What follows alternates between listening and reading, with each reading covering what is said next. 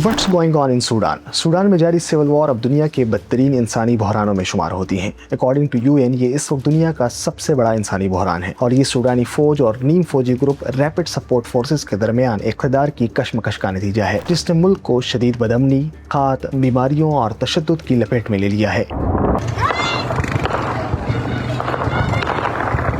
ये तनाज़ा दरअसल 2019 में शुरू हुआ। अवामी एहतजाज के बाद फौज ने सदर उमर अल बशीर को इक़्तिदार से हटाया और साथ ही फौज और सिविलियन क़यादत के दरमियान इक़्तिदार की तक़सीम पर इख्तिलाफ़ात पैदा हुए। फिर 2021 में एक और फौजी बगावत हुई जिसमें फ़ौज के सरबराह जनरल अब्दुल फ़त्ताह अल बुरहान और RSF के सरबराह जनरल मोहम्मद हमदान हमीती ने मिलकर इक़्तिदार संभाला, मगर जल्द ही दोनों के दरमियान ताकत, कंट्रोल और मुस्तक़बिल के सियासी निज़ाम पर इख्तिलाफ़ात पैदा हुए। 15 अप्रैल 2023 को सूडान के मुख्तलिफ शहरों में झड़पें शुरू हुई जो तेजी से मुकम्मल जंग में तब्दील हो गई। RSF ने इब्तिदाई महीनों में दारुल हुकूमत खर्तूम के बड़े हिस्सों पर कब्जा किया, ताहम बाद में फौज ने कई इलाकों में दोबारा कंट्रोल हासिल किया, लेकिन तब से मुख्तलिफ इलाकों में शदीद जंग जारी है। इस जंग में अक़वाम मुत्तहिदा के मुताबिक तकरीबन 1 करोड़ 40 लाख अफराद बेघर हो चुके हैं, जबकि 3 करोड़ से ज्यादा लोग इंसानी इमदाद के मोहताज हैं।